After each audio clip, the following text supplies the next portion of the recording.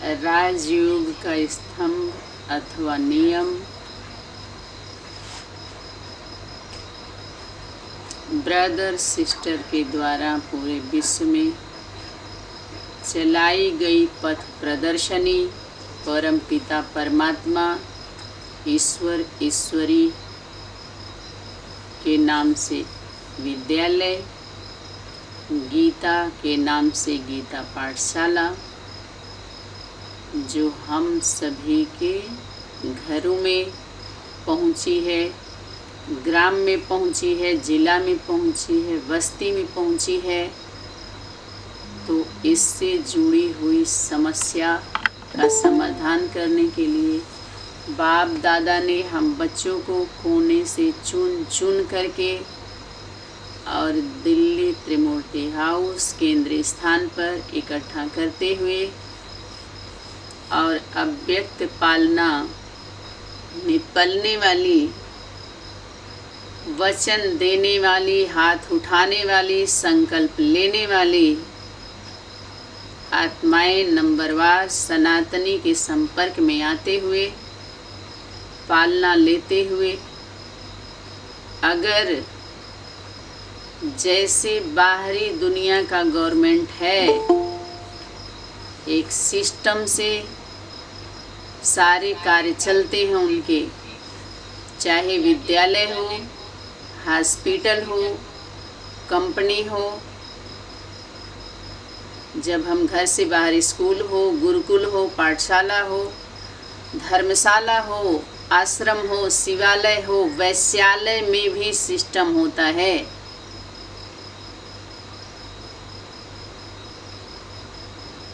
वैश्यालय को कोई नीचे नज़र से ना देखे, जो बाहरी दुनिया की वैश्यालय है, हद में भी और बेहद में भी, पता है ना।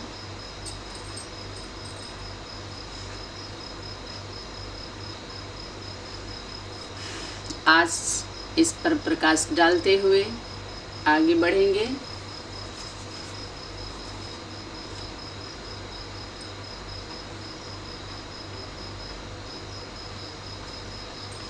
राजयोग और इसका स्तंभ, स्तंभ माना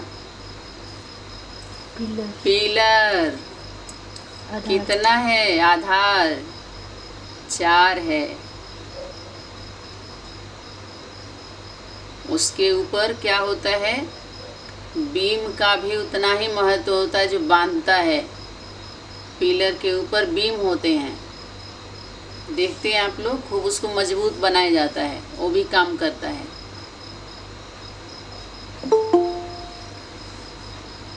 उसके बाद दीवारें होती हैं। एक फर्नीचर देखिए, एक घर मकान का जैसे हद में हम बनाते हैं, ऐसे ही बेहद के संगठन के बारे में बाप दादा ने इशारा किया था कि नहीं किया था?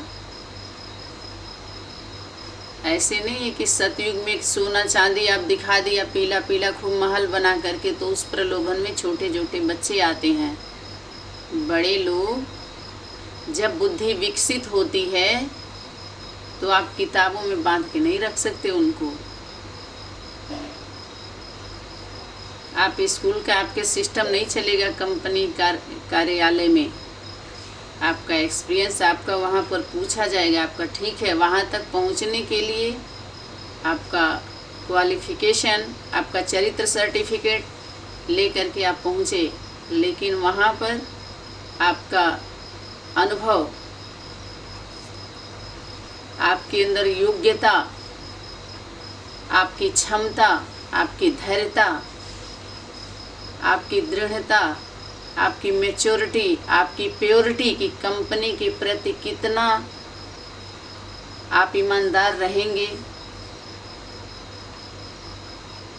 आगे आपका प्रमोशन होने की संभावना, आगे बहुत कुछ मिलने की संभावना बढ़ जाती है। उसके आधार पर आप वो आधार बना वहाँ तक ले जाने के लिए, लेकिन ये सब काम में आएगा वहाँ कंपनी पे।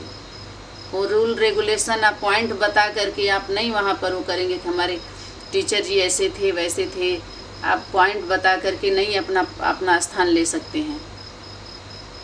समझ में आया?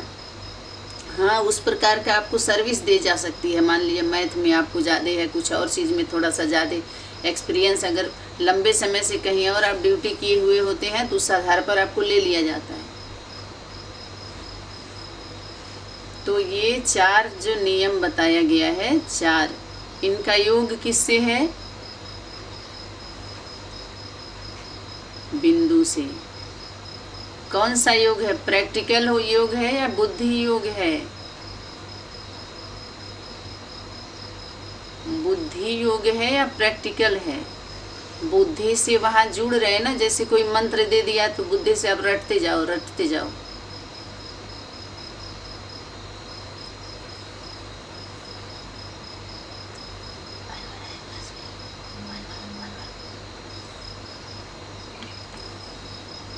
और ये 4 भूत भाग रहे हैं। कौन से भूत हैं? काम, क्रोध, लोभ, मोह, अहंकार के, जो इन्होंने दिखाया है।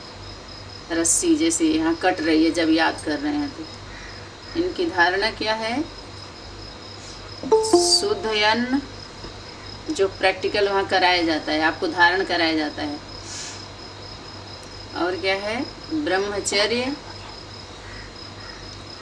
और क्या है? शुद्ध अन्न, ब्रह्मचर्य, सत्संग, दैवी गुण और दैवी गुण।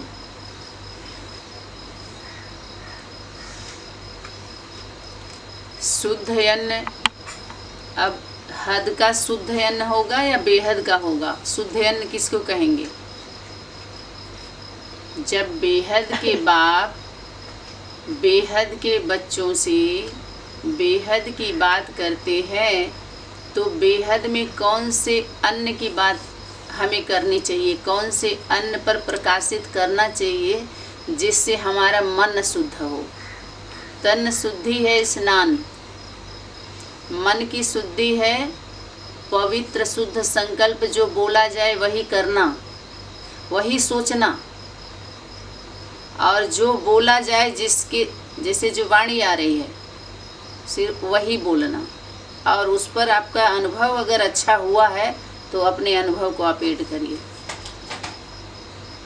हूबहू कॉपी भी नहीं, लेकिन अपने अनुभव को, विपरीत अनुभव को नहीं, जो किसी का सवाल खड़ा हो उस पर, अपने अनुभव को। उसके बाद कर्मणा तक आना है। कर्मणा तक आने के बाद ही आपके इंद्रियों से जब आप सब कुछ करते हैं तो ही यथार्थ अनुभव होता है। अति सुख इंद्रियों के द्वारा ही लेते हैं, इंद्रियों से हट करके कोई सुख नहीं मिलता है। जो बोलते हैं अति इंद्रिय सुख, माने इंद्रियों से अलग सुख होता है, वो अगर होगा तो बाप का होगा।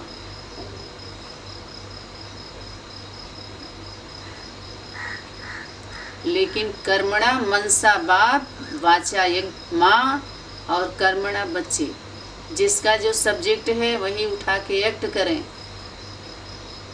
जिसका कार्य उसी को साजे, दूसरा करे तो डंडा बाजे। तो शुद्ध अन्न में क्या, कौन सा अन्न होगा हमारा? पवित्र शुद्ध अन्न ही तो नहीं चबा लेते हैं ना हम सभी। उसको अच्छे से धुला जाता है, साफ किया जाता है, कंकड़ पत्थर निकाला जाता है, नहीं तो पेट में जा कर के पत्थरी हो जाता। तो अच्छे से चुन के साफ करके अन्न को हम क्या करते हैं? पकाते हैं। पका हुआ खाते हैं तो अन्न का बाधा हुआ कहते हैं। शरीर है, कितना भी फल फ्रूट और वो सब लीजिए, लेकिन भोजन जरूर चाहिए, है ना। अरे अन्नपूर्णा देवी है, लेकिन अति नहीं हो किसी चीज़ का। हम ऐसा अपना जीवन ना बनाएं कि जैसे हम खाने के लिए ही हमारा अवतार हुआ है, अवतरित हुए हम खाने पीने के लिए ही। कोई तो जीने के लिए खाते हैं, कोई खाने के लिए जीते हैं। तो शुद्ध अन्न में क्या लेंगे आप? बेहद में। हद का तो देख लिया गया ना, आप सर्वे करिए।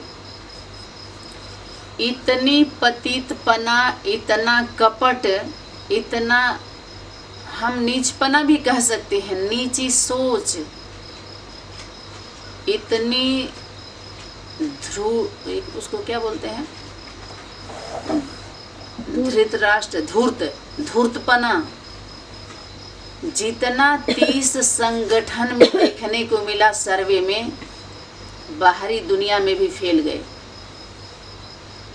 समझ में आ रहा है कि नहीं आ रहा है? अनुभव किसका किसका है, हाथ उठाइए। प्रैक्टिकल जिसका नहीं हुआ वो नहीं हाथ उठाएंगे। प्रैक्टिकल इन संगठन में जिन्होंने फेस किया है, प्रैक्टिकल देखिए कौन कौन आ रहा है। कभी भी कुछ भी किया जा सकता है, जिनके साथ हुआ होगा वो फट से उठा लेंगे। कितने लोग हैं जरा देखिएगा। शुद्ध अन्न जो माता पिता के द्वारा बनाया गया हो, जो पवित्र वचन वाणी, वो बुद्धि रूपी पेट बताया ना, उसका भोजन है, वही ग्रहण करना। इधर उधर का भोजन बहुत नुकसान देता है। इधर उधर का बनाया हुआ स्लोगन विचार बहुत आते हैं ना अपने जीवन का। जैसे बाबा ने ये है ना, कहाँ का लिया हुआ है, वो केंद्र का है सारा। तो इधर उधर का बनाया हुआ व्यंजन मत करिए, अशुद्ध हो जाता है वो। उसको बोलते हैं मनमत और परमत बोलते हैं उसको। मनमत परमत का पॉइंट वो सब अशुद्ध भोजन है। आप विष्णु वैष्णवी के बच्चे अशुद्ध मलिच्छ भोजन नहीं करते। अव्यक्त वाणी में इस भोजन पर इस प्रकार से प्रकाश डाला है बाप दादा ने। मलिच्छ भोजन नहीं स्वीकार करते, और अगर कर लेते, नहाते हैं उसको, स्नान करते, अगर टच भी हो जाता है। पहले लोग अशुद्ध लोगों से अगर बॉडी भी टच होती थी तो स्नान करते थे। ब्राह्मण लोगों का, जो सच्चे ब्राह्मण होते हैं, इस प्रकार का जात भेद भाव से धारणा की बात नहीं है कि कोई जात व्यक्ति हमें स्पर्श हो गया तो जाके स्नान करिए, या किसी से भोजन टच हो गया तो जा करके अपने हाथ का बनाइए, या लहसुन प्याज का जो मुद्दा बनाया गया, ब्रह्मचर्य का मुद्दा बनाया गया। धारणा अच्छी बात है।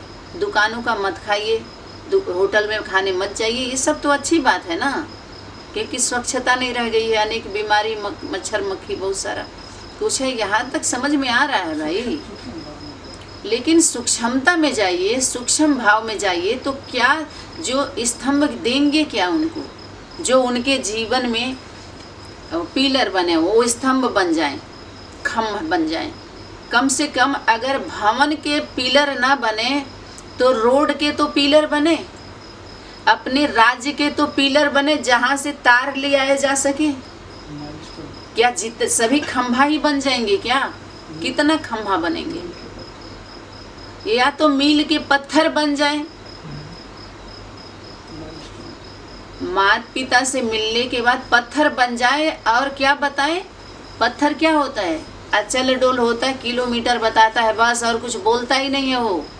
सिर्फ यहाँ से दिल्ली से राजस्थान इतना किलोमीटर, बस देखते जाइए, चलते जाइए।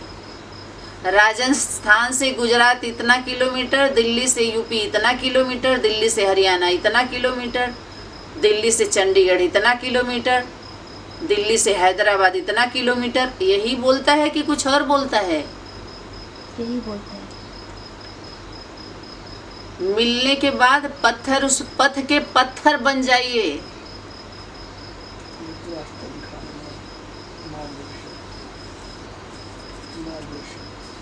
मार्गदर्शक। जब खुद मार्ग में अचल अडोल रहेंगे तभी तो होगा ऐसा। वही बनाया जा रहा है माँ के द्वारा। माँ से मिल करके धरणी माँ, भारत माता, गीता माता से मिल गए, माता पिता से मिल गए। मिल के क्या बन जाइए? पत्थर बन जाइए अपने राज्य के। हाँ, ये तो बताया गया है। जगत माता और भारत माता एक ही है, वो अलग अलग नहीं है। वो तो पता ही है आप सब, कई बार क्लास में बताया गया है। तो शुद्ध अन्न जो श्रीमत है, श्रीमत के अनुसार जो एक की मत है वही शुद्ध है। एक की, उसे श्रीमत बोलते हैं। और जो यूनिवर्सल सत्य है उसमें अपना जोड़ घटाना, गुणा भाग ना चले। जो बोला जाए बस वही कर देने का, उसमें फायदा नुकसान कर्मचारी को जब अधिकारी ऑर्डर करता है और कोई लिफाफा है, कोई पर्ची देता है कि यहाँ ले जाकर के इस ऑफिस में दे आओ, तो देखता नहीं है खोल करके, वो तुरंत आपको सिर्फ बोला गया ये भेज दो बस। उनका ऐसे ऐसे नहीं लेना है, उनसे ऐसे नहीं सुनना है, तुरंत यही काम करके वो गया और आया। संदेश वाहक का ये कार्य। आप सभी को क्या बोला गया है? अनेक राज्य की आत्माओं को तुम कौन हो? बाप के द्वारा भेजे गए पैगंबर, मैसेंजर, देवदूत, शांति दूत।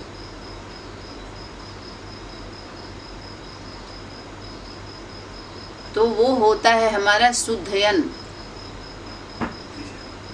बाकी लहसुन, प्याज, ये सब राजसी भोजन है। तामसिक भोजन जो होता है वो कौन सा होता है? मीट, मांस, मछली, अंडा, अशुद्ध, ये मलेच्छों का भोजन, ये राक्षसी भोजन, असुरों का भोजन है। ये होता है जो नशा पानी करते हैं या इस प्रकार का भोजन ग्रहण करते हैं, अपने जिह्वा के स्वाद के लिए जीव जंतु को मार के खाते हैं, उसमें सब कुछ करके। जब कम से कम ब्रह्म ज्ञान हो जाए तो तत्व को आप, अगर प्रकृति जीत हैं, जगत जीत के लिए इतना यात्रा किए हैं, तो उसकी रक्षा के लिए आप शाकाहारी हो जाइए। बाकी प्रकृति ने बहुत कुछ हम लोगों को दे रखी है, जीव जंतु को खाने के लिए नहीं, हमें रक्षा करने के लिए उनको जल पानी दीजिए, सहयोग करिए। प्रकृति का शुद्ध वातावरण, पर्यावरण में हम सहयोग करें कि शुद्ध स्वच्छ बना रहे, पेड़ पौधे लगाए हैं। बहुत कुछ है ना खाने के लिए, तो बहुत कुछ रखा गया, तो शुद्ध अन्न में ये आएगा। ब्रह्मचर्य में तो बता ही दिया गया है कि ब्रह्मचर्य क्या है। ब्रह्मा माँ बाप के समान आचरण करना, एक तो ये हो गया। दूसरा, माता पिता के प्रति, त्रिमूर्ति के प्रति क्या होना? पवित्रता अर्थात सत्यता, सच्ची सच्ची बात बोल देना, छुपाना नहीं कुछ भी। पवित्रता अर्थात सत्यता और स्वच्छता। सच्चे अगर बोल भी दे रहे हैं तो स्वच्छता से नहीं बोल रहे हैं, सफाई से नहीं बोल रहे हैं, मिक्स ज़्यादा है, दाएं बाएं करके एक बात पहुंचा रहे हैं। बात समझ में आ रहा है? एक ही बात स्पष्ट बोल देने से 4-5 बोलने के बाद एक सत्य निकलता है, बाकी सब घिरा हुआ होता है। तो स्पष्टवादी बनिए, स्पष्ट बोलिए। स्वच्छता इसको बोल, सत्यता और स्वच्छता में आता है माता पिता के प्रति, सतगुरु के प्रति, सच्चा, ईमानदार, आज्ञाकारी, त्रिमूर्ति के प्रति। ये आज्ञाकारी, अगर त्रिमूर्ति में थोड़ा सा रह भी गया ना, तो 2 मूर्ति जो आदि माता पिता हैं उनके प्रति रहना ही रहना है।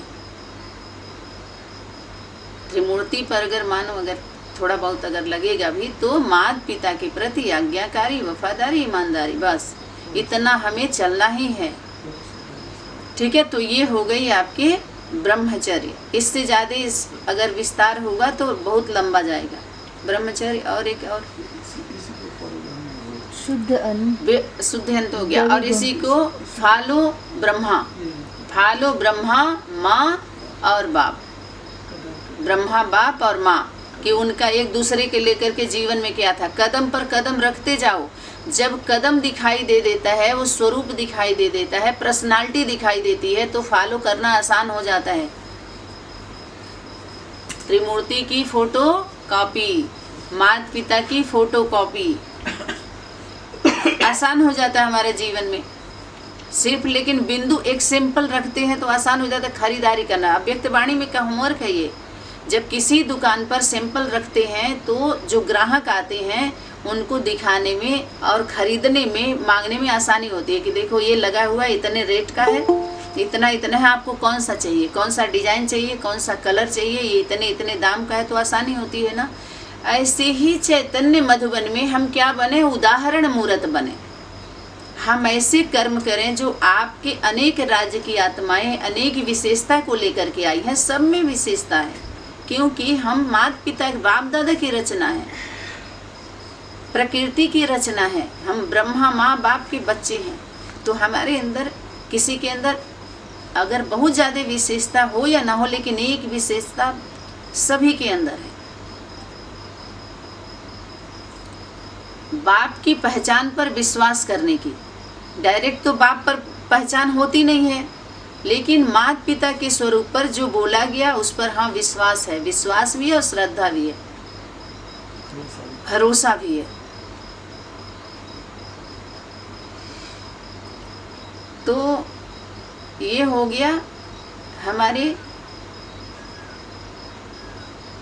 शुद्धन में आ गया, ब्रह्मचर्य में आ गया दैवी गुण। दैवी गुण धारण करना, दैवी गुण और दैवी शक्ति और दैवी ज्ञान। देवी देवताओं के लिए ज्ञान जो होता है वो असुरों को उसमें एडमिशन नहीं मिलता है। अभी लेटेस्ट वाणी में आ रहा है कि राजयोग की शिक्षा प्रजा वर्ग वालों को नहीं दी जाती है, राजयोग की विद्या प्रजा वर्ग वालों को नहीं दी जाती है। और जहाँ सबका एडमिशन इस प्रकार के लेकर के और कारोबार चल रहा है, वहाँ राजयोग की शिक्षा नहीं है, राजयोग की विद्या नहीं है, राजयोग की ऐसे विद्या नहीं दी जाती है। समझ में आ रहा है कि नहीं आ रहा? कारण कोई आ भी गया अगर ईमानदार नहीं रहा, उनके बुद्धि में ही नहीं बैठेगा। चाहे आप यहाँ तक भी आ जाओ, वहाँ और बाहरी दुनिया में भी जो जैसे तैसे जा रहा है, बुद्धि में ही नहीं बैठेगा, क्योंकि उन लोगों का आलोचना का भाव लेकर के सुनते हैं, सूंघते हैं। तो जो इस प्रकार से सत्यवाणी को भी सुनेंगे नहीं, सूंघेंगे, उनकी सींग ही बढ़ेगी या ताज आएगा सिर पे कि सींग आएगी? बताइए। बाहरी दुनिया का जो अभी तक सभी लोग सुन कर के समय गंवा रहे हैं, चाहे बाहरी दुनिया में हो चाहे अंदर की दुनिया में, ज्ञान गुण शक्ति। ज्ञान किसका हो? दैवी गुण किसे कहेंगे? दैवी गुण की लिस्ट बहुत बनी हुई है, लेकिन उस लिस्ट का जो है कागज में ही है। जब तक जीवन में नहीं आएगा उस गुण का बस बोलते जाओ, हाँ मेरे अंदर ये गुण है, ये गुण, उसका भी सर्टिफिकेट चाहिए। उसके बाद अगर आपके अंदर परिपक्वता आ गई है तो ईश्वरी गवर्नमेंट में आइए, सर्विस कीजिए, उदाहरण मूर्त बनिए बाप दादा की चैतन्य मधुबन में। समझ में आ रहा है? जब सर्विसेबल बन गए तो आपका अधिकार किसका है? कल्प वृक्ष की जो भी आत्माएं हैं, पत्ता भी उस पे से गिरता है ना तो धरती पर ही आता है, बाहर नहीं जाएगा कहीं इधर उधर। वृक्ष अरे उड़ उड़ के थोड़ा इधर उधर जाएगा तो हवा तूफान में, लेकिन ज़्यादातर अगर नेचुरली गिरता है तो नीचे ही आता है ना, वृक्ष के नीचे ही होता है।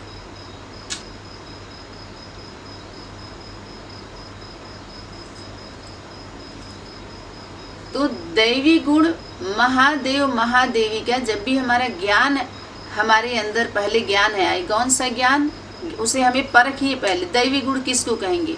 आपकी कैसी मनसा हो, कैसी वाचा हो, कैसी कर्मणा हो, वो आपका गुण किसके द्वारा प्रत्यक्ष हो? कैसे प्रत्यक्ष होगा? आपके अंदर देवी देवता के गुण हैं कि आसुरी गुण हैं? दो ही बताएंगे। आपका पता कैसे चलेगा आपके गुण का? चखा जाता है। चलो एक तो गुण होता है, उसको चख सकते हैं आप, कुछ तो चखने की चीज